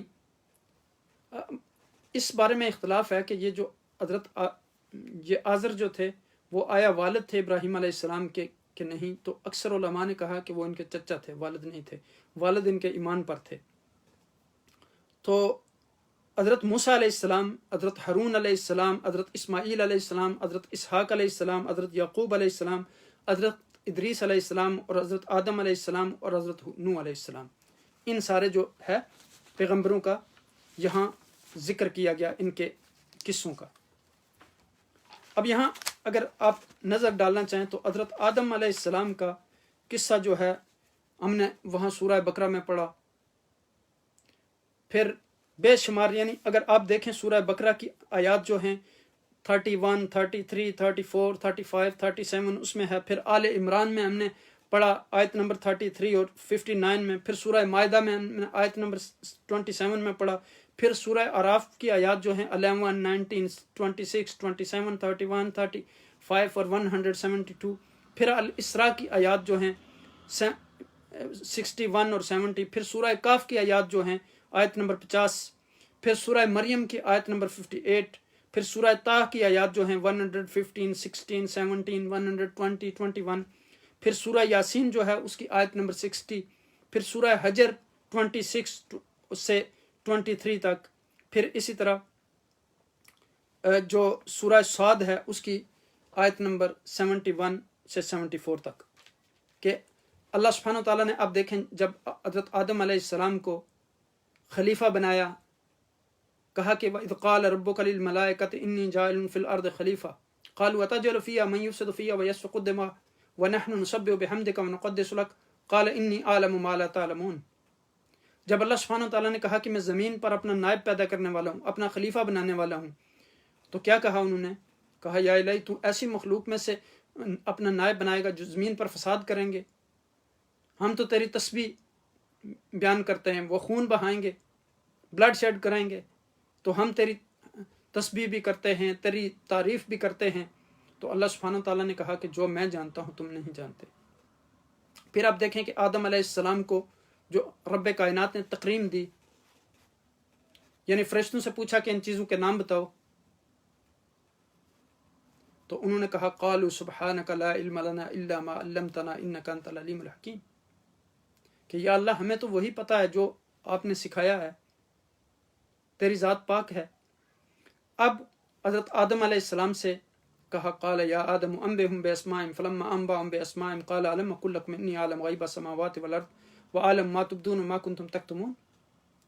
اب حضرت آدم علیہ السلام نے کو نام سکھا دیے، ان سے کہا گیا کہ نام سکھاؤ انہیں۔ جب نام سکھائے گئے، حضرت آدم علیہ السلام نے سارے نام بتائے، تو اب فرشتوں سے کہا کہ میں نے نہیں کہا تھا کہ میں غیب کی باتیں جانتا ہوں، میں وہ چیزیں جانتا ہوں تم جو چھپاتے ہو، جو ظاہر کرتے ہو۔ تو یہاں پھر آپ دیکھیں کہ کتنی بڑی تکریم۔ اس کے بعد کہا کہ وَإِذْ قُلْنَا لِلْمَلَائِكَةِ اسْجُدُوا لِآدَمَ فَسَجَدُوا إِلَّا إِبْلِيسَ أَبَىٰ وَاسْتَكْبَرَ وَكَانَ مِنَ الْكَافِرِينَ۔ اب یعنی فرشتوں کو حکم دیا گیا کہ حضرت آدم علیہ السلام کو سجدہ کرو، سب فرشتوں نے سجدہ کیا سوائے ابلیس کے، اور اس کی وجہ کیا تھی؟ اس نے کہا کہ میں آگ سے پیدا کیا گیا ہوں اور یہ مٹی سے، تو تکبر، تو میں کیسے سجدہ کر سکتا ہوں۔ اب دیکھیں کہ یہاں یعنی چونکہ اتنا ٹائم نہیں ہے، اب دیکھیں کہ یہاں سورہ ہجر میں بھی اس کی آیت نمبر 26 سے لے کر 23 تک اگر آپ غور کریں تو اس میں بھی وَلَقَدْ خَلَقْنَا الْإِنسَانَ مِنْ صَلْصَالٍ مِنْ حَمَإٍ مَسْنُونٍ، تو یہاں فرمایا گیا کہ ہم نے انسان کو جو ہے بجتی ہوئی مٹی سے بنایا۔ عقائد و جہاں نبی اکرم صلی اللہ علیہ وسلم نے فرمایا کہ کلکم من بنی آدم و آدم من تراب، سب انسان جو ہیں وہ حضرت آدم علیہ السلام کی اولاد ہیں، اور حضرت آدم علیہ السلام کو جو ہے مٹی سے پیدا کیا گیا۔ پھر سورہ ہجر کی آیت نمبر 28 میں فرمایا گیا وَإِذْ قَالَ رَبُّكَ لِلْمَلَائِكَةِ إِنِّي خَالِقٌ بَشَرًا مِنْ صَلْصَالٍ مِنْ حَمَإٍ مَسْنُونٍ، اور پھر یہاں جو آگے فرمایا گیا قَالَ يَا إِبْلِيسُ مَا مَنَعَكَ أَن تَسْجُدَ لِمَا خَلَقْتُ بِيَدَيَّ، اے ابلیس تجھ کو کس بات نے روکا ہے کہ تو سجدہ کرے اس مخلوق کو جس کو میں نے اپنے دونوں ہاتھوں سے پیدا کیا ہے۔ تو اس کی وجہ یہی تھی کہ اس نے کہا کہ میں کیسے حضرت آدم علیہ السلام کو سجدہ کروں جبکہ مجھے آگ سے پیدا کیا گیا، حضرت آدم علیہ السلام کو مٹی سے۔ وَإِذْ قَالَ رَبُّكَ لِلْمَلَائِكَةِ إِنِّي خَالِقٌ بَشَرًا مِنْ طِينٍ، تو کہ فرشتوں نے کہا کہ میں مٹی سے، فرشتوں کو اللہ سبحانہ وتعالیٰ نے ایک بشر پیدا کرنے والا ہوں۔ اب یہاں دیکھیں کہ ابلیس نے جواب لینے کے لیے پوچھا اللہ سبحانہ وتعالیٰ نے ابلیس سے کہ تجھے کس چیز نے روکا ہے سجدہ کرنے سے؟ تو آپ اللہ تعالیٰ کا یہ سوال آپ جاننے کے لیے نہیں تھا، اللہ سبحانہ وتعالیٰ کے پاس علم ہے، بلکہ ابلیس پر اپنی اتمام حجت کے لیے تھا یہ سوال۔ تو اس نے جواب دیا کہ میں آدم سے بہتر ہوں، تو نے مجھے آگ سے پیدا کیا اور آدم علیہ السلام کو مٹی سے پیدا کیا ہے، تو آگ اور مٹی برابر نہیں ہو سکتے۔ اب دیکھیں یہاں قال یا ابلیس ما لک اللہ تکون مع الساجدین، کہا کہ تو سجدہ کرنے والوں میں شامل کیوں نہیں ہوا، کس چیز نے تجھے منع کیا ہے؟ قال ما منعک اللہ تسجد اذ امرتک، یعنی کس چیز نے، یہ سورہ اعراف میں اللہ سبحانہ تعالیٰ نے فرمایا کس بات نے تجھ کو سجدہ کرنے سے منع کیا جبکہ میں نے تجھ کو حکم دیا تھا؟ تو کہا کہ تو نے مجھے آگ سے پیدا کیا اور آدم علیہ السلام کو مٹی سے پیدا کیا۔ اب پھر یہاں یعنی اور بھی بہت ساری آیات ہیں اس میں، جیسے میں نے آپ کو مینشن کر دیا جن جن آیات میں حضرت آدم علیہ السلام کا قصہ آیا ہے۔ اب وقت اگر اجازت دیتا تو ہم اس پہ مزید گفتگو کرتے۔ پھر اب یہاں دیکھیں کہ ان آیات میں یعنی حضرت مریم علیہ السلام کے بارے میں ہم نے پیچھے، اب اس پہ ذرا غور کریں کہ کیسے اللہ کو فوقیت عطا فرمائی۔ اب یہاں دیکھیں کہ کہا کہ وَإِذْ قَالَتِ الْمَلَائِكَةُ يَا مَرْيَمُ إِنَّ اللَّهَ اصْطَفَاكِ وَطَهَّرَكِ وَاصْطَفَاكِ عَلَى نِسَاءِ الْعَالَمِينَ يَا مَرْيَمُ اقْنُتِي لِرَبِّكِ وَاسْجُدِي وَارْكَعِي مَعَ الرَّاكِعِينَ ذَلِكَ مِنْ أَنْبَاءِ الْغَيْبِ نُوحِيهِ إِلَيْكَ مَا كُنْتَ لَدَيْهِمْ يُلْقُونَ أَقْلَامَهُمْ أَيُّهُمْ يَكْفُلُ مَرْيَمَ وَمَا كُنْتَ لَدَيْهِمْ إِذْ يَخْتَصِمُونَ۔ اب یہاں دیکھیں کہ یعنی اللہ سبحانہ تعالیٰ نے کہا مریم کو کہ میں نے تجھے چن لیا ہے، تجھے پسند کیا ہے، تجھے پاکیزہ بنایا، تجھے منتخب کر لیا ہے تمام خواتین پر۔ اب ظاہر ہے کہ روایات میں آتا ہے کہ حضرت خدیجۃ الکبریٰ رضی اللہ تعالیٰ عنہ کے بارے میں بھی آتا ہے کہ وہ سب سے بہتر خواتین میں سے تھیں۔ حضرت سیدہ فاطمہ الزہرا رضی اللہ تعالیٰ عنہ کے بارے میں بھی آتا ہے۔ فرعون کی جو بیوی تھیں آسیہ، اس کے بارے میں بھی آتا ہے، اور حضرت مریم کے بارے میں بھی آتا ہے۔ ظاہر ہے کہ یہ اپنے اپنے زمانے میں سب سے بہتر خواتین ہوں گی، اور سیدہ فاطمہ الزہرا رضی اللہ تعالیٰ عنہ خاتون جنت ہیں، ان کے بارے میں بے شمار روایات بھی ہیں۔ تو اسی طرح سیدہ عائشہ رضی اللہ تعالیٰ عنہ کے بارے میں بھی آتا ہے۔ تو یہاں دیکھیں کہ اللہ سبحانہ تعالیٰ نے کہا کہ اب میں نے آپ کو منتخب کیا ہے، چنا ہے، تو اب آپ جو ہے اللہ سبحانہ تعالیٰ کا شکر ادا کریں اس نعمت پر، اللہ سبحانہ تعالیٰ کو سجدہ کریں اور رکوع کرنے والوں کے ساتھ رکوع کریں۔ اب یہاں ایک یہ بھی نقطہ پتہ چلتا ہے کہ خواتین جو ہیں وہ مسجد میں نماز پڑھ سکتی ہیں۔ ظاہر ہے کہ یہاں حضرت مریم جو تھیں وہ مسجد میں اگر نماز پڑھتی تھیں اگر، تو پھر تو ظاہر جواز کی کوئی صورت باقی نہیں رہتی، لیکن بعض لوگ کہتے ہیں کہ ان کے لیے ایک مخصوص کمرہ تھا جس میں وہ عبادت کرتی تھیں۔ بہرحال یعنی پھر بھی یہاں جو حکم دیا گیا کہ ورکعی مع الراکعین، تو اس سے مقصود یعنی باجماعت نمازی ہے۔ تو یہاں دیکھیں کہ پھر حضور نبی اکرم صلی اللہ علیہ وسلم کو بتایا گیا اس کے بعد کہ آپ کو جو ہے غیب کی خبریں دی گئی ہیں۔ جب وہ قلم پھینک رہے تھے قرآن اندازی کے لیے کہ کون حضرت مریم کا کفیل بنے گا، تو اس وقت آپ وہاں موجود نہیں تھے۔ جب زکریا علیہ السلام کے ہاں یحییٰ کی ولادت ہوئی، اس وقت آپ وہاں نہیں تھے۔ تو یہ ساری چیزیں رب کائنات نے آپ کو جو ہے وحی کے ذریعے مطلع کر دیں۔ اب یہاں دیکھیں کہ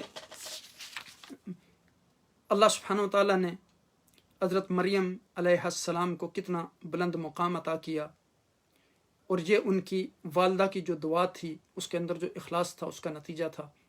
اب دیکھیں کہ انہوں نے بڑھاپے کی عمر میں کس طرح اللہ سبحانہ و تعالیٰ کے راستے میں ان کو قربان کر دیا، انہوں نے نظر مانی تھی وہاں جا کے، اور اب دیکھیں کہ اس عمر میں پھر اللہ سبحانہ و تعالیٰ سے دعا کی کہ یا الہی میں اس کو بھی اور اس کی اولاد کو بھی تیری پناہ میں دیتی ہوں۔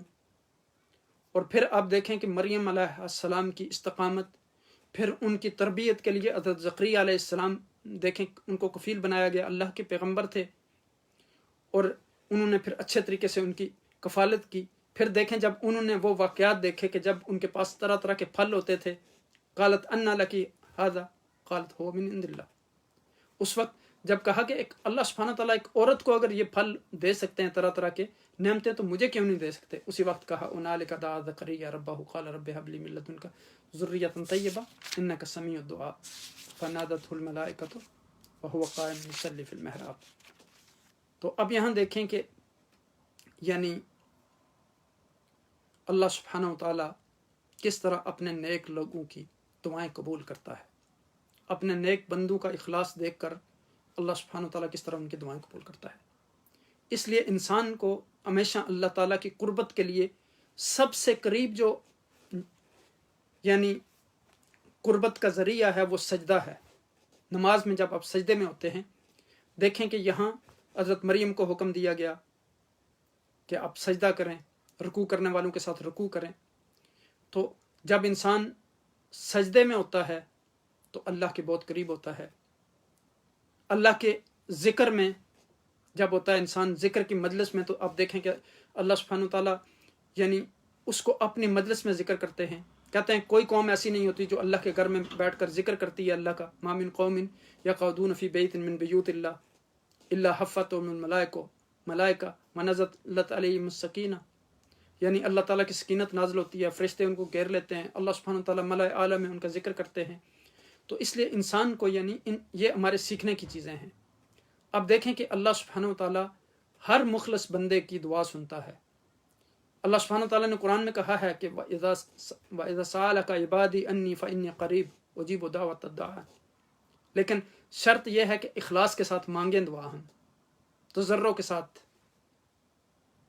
دل کی حاضری کے ساتھ، غفلت کے ساتھ نہیں. غافل لوگوں کی دعائیں اللہ سبحانہ تعالیٰ نہیں سنتے. اب ہم اگلی سورہ طٰ کی طرف آتے ہیں. سورہ طٰ جو ہے وہ ترتیب کے لحاظ سے یہ قرآن حکیم کی 20ویں صورت ہے. اس میں 8 رکوع ہیں. مکہ کے ابتدائی زمانہ میں یہ سورہ مبارکہ نازل ہوئی. اس کی آیات کی تعداد 135 ہے. 8 رکوع ہیں اس کے اندر. کلمات کی تعداد 1354 ہے اور حروف کی تعداد 5288 ہے. اس سورہ مبارکہ کی تلاوت سے 52,880 نیکیوں کا ثواب ملتا ہے اللہ سبحانہ و تعالیٰ کے حکم سے. اور سورہ طٰ کے بارے میں یہ واقعہ بیان کیا جاتا ہے کہ ایک دن سیدنا عمر بن خطاب رضی اللہ تعالیٰ عنہ غصے میں وہ تلوار اٹھا کر راستے میں جا رہے تھے آقائے دو جہاں نبی اکرم صلی اللہ علیہ وسلم کو نعوذ باللہ قتل کرنے کے ارادے سے. راستے میں ان کو ایک شخص ملا جو ان کے جاننے والا تھا. اس شخص نے انہیں روکا اور کہا کہ کہاں جا رہے ہو؟ جب بتایا کہ محمد کو قتل کرنے جا رہا ہوں، تاکہ یہ جو قریش میں سارا فتنہ آیا ہے، اب لوگوں نے ہمارے معبودوں کو برا بھلا کہنا شروع کر دیا تاکہ یہ میں قصہ اتمام کر دوں. تو اس شخص نے کہا کہ وہاں جانے سے پہلے تم اپنے گھر کی خبر لو. فاطمہ بن خطاب جو ہیں وہ مسلمان ہو گئی ہیں اور ان کا خامند بھی جو آپ کا کزن ہے سعید وہ بھی مسلمان ہو گیا ہے.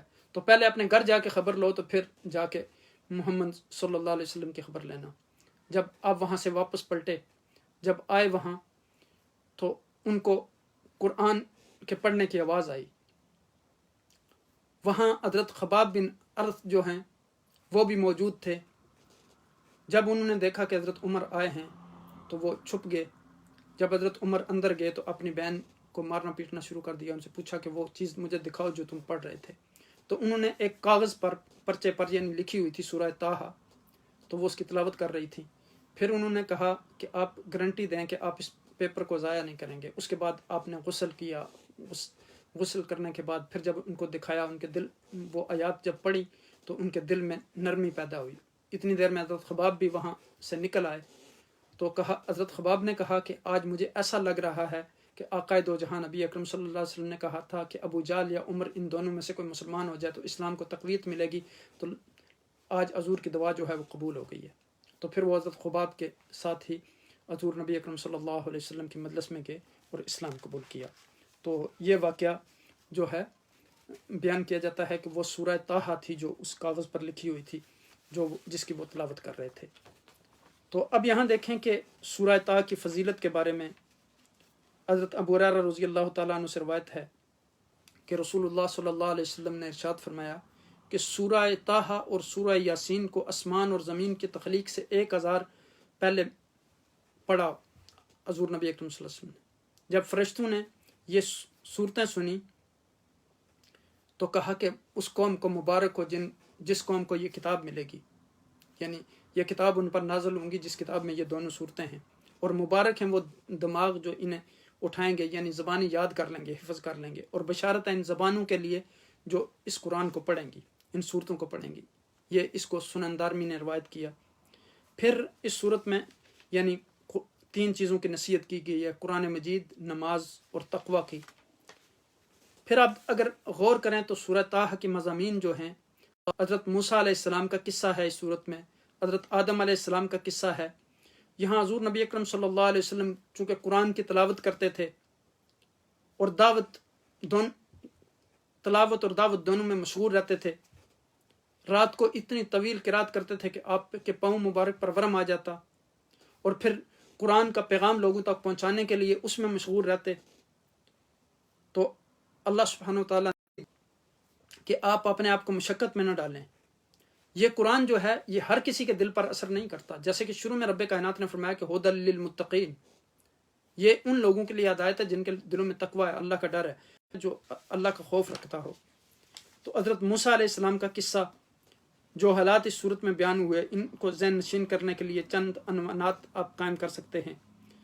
جس طرح یہاں آپ دیکھیں کہ موسیٰ علیہ السلام کا جب وہ کوئی طور پر گئے, پھر دریا میں ڈالا جانا ان کے تابوت کا فرعون کو ملنا پوری عزت اور احترام کے ساتھ ان کی رضاعت کے لیے, پھر آپ سے ایک قبطی کا قتل ہو جانا, پھر اللہ سبحانہ وتعالیٰ کا ان کو معاف کرنا, پھر یعنی قصاص کے ذریعے ان کو نجات دلانا, پھر کئی سال تک آپ کا مدین میں رہنا. یہ سورہ مبارکہ جو ہے یہ مکہ مکرمہ میں نازل ہوئی, اور اس وقت در و دیوار سب دشمن تھے. اس صورت میں اول سے آخر تک آقا دو جہاں نبی اکرم صلی اللہ علیہ وسلم کو جو ہے وہ تسلی دی گئی اور تشفی دی گئی, اور مختلف عقائد اس میں مذکور ہوئے. اب دیکھیں یہاں جیسے فرمایا گیا کہ لہو ما فی السماوات و ما فی الارض وما بینہما وما تحت الثری, یعنی جو کچھ بھی زمین و آسمانوں میں ہے وہ اللہ سبحانہ وتعالیٰ کا ہے, ساری کائنات کی چیزیں.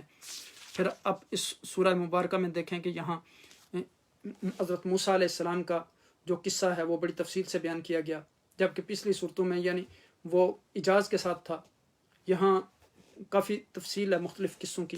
یا اب دیکھیں کہ حضرت موسیٰ علیہ السلام جب فرعون کے یعنی دربار میں گئے, اس کو دعوت دی, تو اس نے کہا کہ مجھے کوئی نشانی دکھاؤ.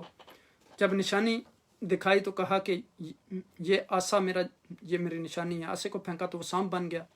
اب اس نے اپنے وزیروں اور مشیروں کو کہا کہ یہ تو بہت بڑا جادوگر ہے. تو مشیروں اور وزیروں نے مشورہ دیا کہ سب جادوگروں کو اکٹھا کریں. جادوگروں کو اکٹھا کیا گیا. وہ جب آئے تو انہوں نے فرعون سے پوچھا کہ اگر ہم موسیٰ علیہ السلام پر غالب آ گئے تو ہمیں کیا انعام ملے گا. تو اس نے کہا میں تمہیں اپنے مقرب ترین بندوں میں شامل کر لوں گا. اب موسیٰ علیہ السلام نے ان کو کہا کہ ڈالو اپنی جو کچھ ہے تمہارے پاس. انہوں نے رسیاں ڈالی, انہوں نے لوگوں کی آنکھوں پر جادو کیا. جب موسیٰ علیہ السلام نے اپنا عصا مبارک ڈالا تو وہ تمام رسیوں کو کھا گیا. اب وہی جادوگر جو تھے وہ سارے مسلمان ہو گئے. اب اس نے کہا کہ میں تمہیں سولی پر چڑھاؤں گا, میں تمہیں قتل کروں گا. اب چونکہ ایمان کی لذت ان کو نصیب ہو چکی تھی تو انہوں نے پھر کہا کہ اب جو ہے کوئی بھی چیز ہو جو مرضی کر لو, اب ہم تو ایمان قبول کر چکے ہیں اور ہمارے سامنے تو حق واضح ہو گیا ہے. پھر اب دیکھیں یہاں اس سورہ مبارکہ میں حضرت موسیٰ علیہ السلام کے عصا مبارک کے مختلف جو وظائف تھے, یعنی آپ اپنی بکریوں کے لیے پتے بھی جاڑتے تھے درختوں سے, اور کہا کہ اور بھی بے شمار چیزیں میں کرتا ہوں اس سے. تو یہاں دیکھیں کہ کس طرح اللہ سبحانہ وتعالیٰ اپنے مخلصین کو ہر میدان میں فتح دیتا ہے. پھر حضرت موسیٰ علیہ السلام نے جب دعا مانگی کہ یا اللہ مجھے رفیق عطا کر دے, وَجَعَلْ لِي وَزِيرًا مِّنْ أَهْلِي ہارون اخی, اے میرے رب گھر والوں میں سے ایک میرا وزیر بنا دے, تو وہ میرا بھائی ہارون علیہ السلام ہو. اللہ سبحانہ تعالیٰ نے کہا کہ میں نے تو اس سے پہلے بھی تمہاری بے شمار دعائیں قبول کی ہیں, بے شمار نعمتیں عطا کی ہیں, اور یہ بھی آپ کی دعا قبول ہوتی ہے. کہا کہ اشدد بہی اذری, اس سے میری کمر جو ہے مضبوط ہو جائے گی. واشرکہ فی امری, اور میرے یعنی کار رسالت میں شریک فرما دے اسے. کئی نسبحک کثیرا ونذکرک کثیرا. اب دیکھیں کہ یہ نہیں کہا یہاں کہ میرے بھائی کو میرا معاون بنائے, میں مال و دولت بناؤں گا یا بلڈنگز بناؤں گا. کہا کہ یا اللہ میرا معاون ہوگا, ہم دونوں بھائی مل کے تیرا اور ذکر کثرت سے کریں گے, دعوت کا کام اور زیادہ کریں گے, تجھے یاد کریں گے. ان کنت بنا بصیرا, بے شک تم میں سب حالات کے تناظر میں خوب دیکھنے والا ہے. پھر آپ دیکھیں یہاں کہ حضرت موسیٰ علیہ السلام کو یہاں حکم دیا گیا اذهب انت واخوک بآیاتی ولا تنیا فی ذکر اذهبا الی فرعون انه طغى. یہاں فرعون کے پاس جانے کا حکم دیا گیا ان کو اس سورہ مبارکہ میں. فقول له قولا لینا لعله يتذکر او یخشى. تو ان دونوں کو یہ کہا حضرت موسیٰ علیہ السلام کو اور حضرت ہارون علیہ السلام کو کہ آپ نرم انداز سے فرعون کے ساتھ گفتگو کریں، ہو سکتا ہے کہ وہ نصیحت قبول کر لے یا میرے غضب سے ڈرے۔ قال ربنا انا نخاف ان یفرط علینا او ان یطغى، کہا کہ ہمیں ڈر ہے یا اللہ وہ ہم پر زیادتی نہ کرے یا سرکش۔ لا تخافا اننی معکم، ارشاد فرمایا تم دونوں نہ ڈرو، بے شک میں تم دونوں کے ساتھ ہوں، اسمع و ارا، میں دیکھتا بھی ہوں اور سنتا بھی ہوں۔ پھر یہاں دیکھیں کہ فرمایا کہ قال ربنا الذي آتى كل شيء خلقه ثم هدى، موسیٰ علیہ السلام نے فرمایا ہمارا رب بھی ہے جس نے ہر چیز کو جو ہے اس کے لائق وجود بخشا، پھر اس کی رہنمائی کی۔ اور یہاں اب دیکھیں کہ اس سورہ مبارکہ میں پھر ان سارے جادوگروں کا یعنی تفصیل سے یہ قصہ موجود ہے، ہمارے پاس اتنا اب وقت نہیں ہے کہ ہم تفصیل سے اس پر گفتگو کریں، اجازن میں نے ساری چیز وہ آپ کے سامنے عرض کر دی ہے۔ پھر اس سورہ مبارکہ میں جنت کا تذکرہ کیا گیا کہ مومنین کے لیے وہاں بہت اعلیٰ ٹھکانہ ہے، اور وہ جنت ایسی ہے کہ جس کے نیچے نہریں بہتی ہیں، اور یہ ان لوگوں کی جزا ہے جنہوں نے اپنے آپ کو کفر اور معصیت کی آلودگی سے پاک رکھا۔ پھر آگے بنی اسرائیل کے یا بنی اسرائیل قد انجیناکم من عدوکم ووعدناکم جانب الطور الایمن ونزلنا علیکم من وسلوی، ان کو یعنی نجات دلائی بنی اسرائیل سے، ان کے اوپر من و سلوہ نازل کیا، وہ ان کے بچوں کو ذبح کر دیتے تھے اور عورتوں کو چھوڑ دیتے تھے، یہ ان کے لیے بہت بڑا عذاب تھا، مشقت تھی ان کے لیے۔ تو اسی طرح پھر من و سلوہ ان کو عطا کیا، اور بھی بنی اسرائیل کو بے شمار اللہ سبحانہ تعالیٰ نے نعمتیں عطا کی۔ پھر موسیٰ علیہ السلام جب ان کو لے کے چلے تو پھر فرعون کو اللہ سبحانہ تعالیٰ نے دریا میں غرق کر دیا اور ان کو دریا سے راستہ دے دیا۔ اللہ سبحانہ تعالیٰ نے بے شمار، لیکن یہ بنی اسرائیل کی قوم ایسی تھی کہ ہر نعمت ملنے کے بعد پھر سرکش ہو جاتی تھی۔ اب دیکھیں پیچھے ہم نے کتنا تفصیل سے اس پہ گفتگو کی تھی کہ کس طرح وہ جب موسیٰ علیہ السلام نے ان کو کہا وَإِذْ قَالَ مُوسَىٰ لِقَوْمِهِ ان اللہ یامرکم ان تذبحوا بقرۃ قالوا اتتخذنا ہزوا قال اعوذ باللہ ان اکون من الجاہلین، موسیٰ علیہ السلام نے ان کو کہا گائے ذبح کرو، تو انہوں نے کہا کہ آپ ہمارے ساتھ مذاق کر رہے ہیں۔ تو موسیٰ علیہ السلام نے کہا کہ میں تو اس چیز سے پناہ مانگتا ہوں کہ میں جاہل لوگوں میں سے ہو جاؤں، اور پھر بار بار سوال کرنے شروع کر دیے۔ قالوا ادع لنا ربک یبین لنا ما ہی، کبھی کہا کہ ما لونھا، تو پھر ساری شرائط جو سوال پوچھتے گئے شرائط سخت ہوتی گئی، اور آخر کار جب یعنی کہا کہ بقرۃ لا ذلول، تو پھر کہا کہ اب جو ہے نا تم صحیح بات لے کے آئے ہو، اب سچی بات لے کے آئے ہو موسیٰ۔ تو موسیٰ علیہ السلام تو اس وقت بھی سچے تھے جب انہوں نے کہا تھا کہ اللہ سبحانہ تعالیٰ آپ کو گائے کو ذبح کرنے کا حکم دے رہے ہیں، لیکن یہ چونکہ گائے کے ساتھ ان کی محبت تھی، یہ گائے کو ذبح نہیں کرنا چاہتے تھے، طرح طرح کے ہیلے بناتے تھے، آخر ان کو گائے ذبح کرنی پڑی۔ اور پھر دیکھیں کہ وہ جو واقعہ کہ اللہ سبحانہ تعالیٰ نے حکم دیا کہ گائے کو ذبح کرنے کے بعد گائے کے گوشت کا ایک ٹکڑا اس ڈیڈ باڈی کے اس کا قاتل کون ہے، چونکہ ایک بھتیجے نے اپنے چچا کو قتل کر کے اس کی ڈیڈ باڈی پھینک دی، اور دوسرے دن شور شرابہ شروع کر دیا کہ کسی نے میرے چچا کو قتل کیا۔ ہر بندہ ایک دوسرے پر الزام لگاتا تھا۔ ایک دانا شخص تھا، اس نے کہا کہ اللہ کے پیغمبر ہمارے اندر موجود ہیں، موسیٰ علیہ السلام، ان کے پاس چلتے ہیں۔ جب ان کے پاس گئے تو ان کے پاس وہی آئی، انہوں نے کہا کہ اللہ سبحانہ تعالیٰ آپ کو گائے کو ذبح کرنے کا حکم دیتے ہیں۔ پھر دیکھیں کہ اللہ سبحانہ تعالیٰ نے ان کو کتنی نعمتوں سے نوازا۔ ہفتے والے دن کہا کہ شکار نہ کرو، تو وہ جمعہ والے دن کر کے وہاں نیٹ بچھا کے آ جاتے، یا پھر یہ کرتے کہ گڑھے کھود دیتے، مچھلیاں ان میں جمع ہو جاتی، پھر دوسرے دن آ کے لے آتے۔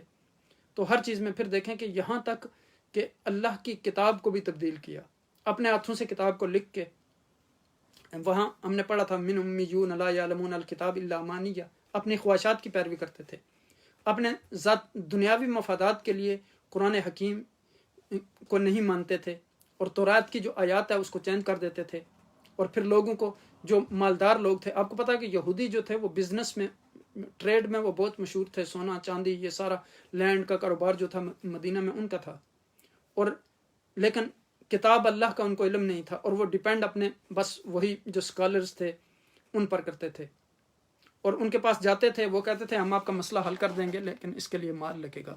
جیسے آج بھی اعوذ باللہ ہمارے بہت سارے علماء کے طبقے میں ایسے لوگ ہیں جو صرف یعنی مالی مفادات کے لیے سب کچھ تبدیل کر دیتے ہیں، فتوے بھی تبدیل ہو جاتے ہیں، ساری چیزیں۔ تو اس معاملے میں ہمیں ڈرنا چاہیے اللہ سے، چونکہ اللہ کے حکم کو چینج کرنا اس کے اتنا بڑا جرم ہے کہ اس جیسا شاید ہی کوئی گناہ نہ جرم ہو۔ یعنی ایک چیز اللہ کا حکم ہے ہی نہیں تو اس کو آپ چینج کر کے، جس طرح یہود نصارہ کرتے تھے کہ کتاب کو چینج کر کے کہتے تھے کہ یہ اللہ کی طرف سے ہے، اپنے ہاتھوں سے لکھتے تھے، کتاب کے معنی چینج کر دیتے تھے، اپنے جو ان کے فالوورز تھے ان کو کہتے تھے کہ ان کو کیوں بتاتے ہو حضور نبی اکرم صلی اللہ علیہ وسلم کی علامات جا کر، یہ تو قیامت والے دن آپ کے خلاف اس کو حجت پیش کریں گے، اور کہتے تھے کہ اگر ان آیات کو کتاب سے نکال سکتے ہو تو نکال دو، جو مرضی کرو، لیکن ان کو نہ بتاؤ جا کے۔ تو یہ بنی اسرائیل کی روش تھی۔ تو اللہ سبحانہ وتعالیٰ نے بار بار انہیں نعمتیں عطا کی، پھر آخر میں کہا کہ اب ایک اور چانس ہے تمہارے لیے کہ آقا دو جہاں نبی اکرم صلی اللہ علیہ وسلم پر اب بھی ایمان لے آؤ تو آپ جو ہے پھر سرخروئی مل جائے گی آپ کو۔ لیکن ان نے ساری حضور نبی اکرم صلی اللہ علیہ وسلم کی علامات پتہ ہونے کے باوجود، ان کی کتاب میں موجود تھا سارا کچھ، لیکن وہ پھر اپنے فالوور کو کہتے تھے کہ ان کو چھپاؤ، ان کو نہ بتاؤ، پھر یہ تو ہم سے دور ہو جائیں گے۔ تو اپنے ذاتی مفادات کے لیے تو ہمیں چاہیے کہ ہم قرآن و سنت کی طرف واپس لوٹیں، اور اس معاملے میں یعنی خاص کر علماء کا جو طبقہ ہے اسے بہت احتیاط برتنی چاہیے۔ آج قرآن کی ایسی ایسی ٹرانسلیشن ہو رہی ہے، جو لوگ نعوذ باللہ کہتے ہیں کہ ہم نے ایک انگلش سے ٹیچر تھی جس سے میں نے سورہ یوسف کا ترجمہ کروایا تھا، اور ایسی ایسی چیزیں اس میں لکھی ہوئی ہیں، اور ہمارے بڑے بڑے علماء جو ہیں ایسے لوگوں کی سپورٹ کر رہے ہیں، صرف یعنی چونکہ ایک سٹیٹس ہے آدمی کا۔ تو اس معاملے میں کوئی بھی آپ کے کام نہیں آئے گا، کام آئے گا تو وہ اللہ اور اس کے رسول صلی اللہ علیہ وسلم کی اطاعت آپ کے کام آئے گی۔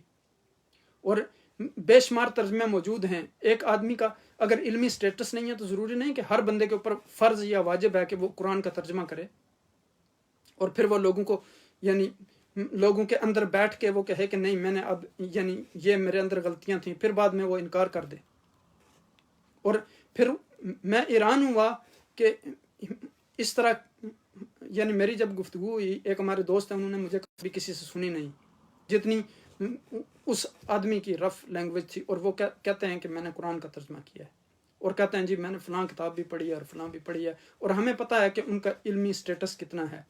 یعنی 6 ماہ اگر کوئی آدمی جامعہ الازہر میں امام کورس کے لیے چلا جائے تو اس سے کہ یہ نہیں مطلب کہ وہ قرآن کا ترجمہ کرنے کے قابل ہو گیا۔ الحمدللہ پیر کرم شاہ صاحب الازہری رحمۃ اللہ علیہ نے ترجمہ کیا، پروفیسر ڈاکٹر محمد طاہر القادری صاحب کا ترجمہ ہے، بے شمار ترجمے ہمارے پاس موجود ہیں۔ ضروری تو نہیں کہ ہر شخص کے اوپر واجب ہے کہ وہ ترجمہ کرے اور اس میں پھر ایسی ایسی باتیں لکھے کہ وہ یعنی جو انسان کو دائرہ اسلام سے خارج کر دیتی ہیں۔ اور پھر جن علماء کی کمیٹی انہوں نے بنائی ہے اس میں ان کو خود بیچارے وہ انگلش میں بالکل یعنی کورے ہیں، جن علماء نے یہ رائے دی تھی کہ یہ چیزیں صحیح نہیں ہیں ان کو بعد میں کمیٹی سے نکال دیا۔ تو اس معاملے میں ہمیں یعنی احتیاط برتنی چاہیے، چونکہ یہ اللہ کا کلام ہے۔ ہمیں الحمدللہ کسی سے ذاتی عداوت نہیں ہے، لیکن جہاں اللہ اور اس کے رسول کے دین کا معاملہ ہوگا وہاں کبھی بھی ہم خاموش نہیں ہوں گے الحمدللہ، چونکہ یہ یعنی ہماری ایک ذمہ داری ہے ہمارے کندھوں پر اللہ سبحانہ وتعالیٰ نے ڈالی ہوئی کہ حق بات کو ہمیشہ کریں۔ اگر کوئی حق پہ ہے تو اس کے ہم پیچھے ہیں، ہماری شان میں کوئی فرق نہیں پڑتا کہ یعنی اس چیز سے کہ آیا وہ زید ہے بکر ہے کوئی بھی ہے، لیکن مسئلہ یہ ہے کہ اب سچی بات کرنی چاہیے، حق کے لیے بات کرنی چاہیے، اور قرآن کا خاص کر قرآن کے ترجمے کے بارے میں یعنی ایسا ترجمہ پھیلانا کہ جس میں ایسی چیزیں موجود ہیں کہ وہ یعنی شکوک و شبہات ہیں اس میں، اور بے شمار ترجمے میں یعنی اس طرح کی آیات انہوں نے ترجمہ کی ہیں کہ وہ نعوذ باللہ آدمی دائرہ اسلام سے خارج ہو جاتا ہے۔ تو الحمدللہ ہمارے علماء نے اس پہ بہت کام کیا۔ پروفیسر ڈاکٹر محمد طاہر القادری صاحب کا ترجمہ اتنا نفیس ترجمہ ہے عرفان القرآن، اس کی انگلش بھی موجود ہے۔